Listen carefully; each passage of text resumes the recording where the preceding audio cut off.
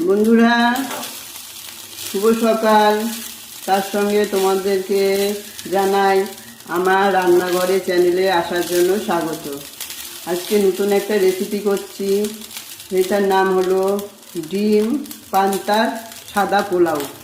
তার জন্য নিয়েছি কালো সর্ষে, কারি পাতা আর কাঁচা লঙ্কা, কাঁচা পেঁয়াজ আর ডিম। প্রথমে সর্ষেটাকে ভেজে নিলাম হালকা করে তেলে ফোড়ন দিয়ে, তারপরে দিলাম কারি পাতা, তারপরে দিলাম পেঁয়াজ। যেই ভাজা ভাজা হয়ে গেল তারপরে পান্তা ভাতটা দিয়ে দিলাম। পান্তা ভাতটা দেওয়ার পরে ডিমটা ফাটিয়ে দিলাম। ডিমটা ফাটিয়ে দিয়ে একটু ভেজে নিলাম, দিয়ে এবারে পরিমাণ মতো মিষ্টি আর নুন দিয়ে দিলাম। এই হলো সাদা ডিমের পোলাও। হয়ে গেছে পান্তা ডিমের সাদা পোলাও। এবার আমি নামিয়ে ফেলছি।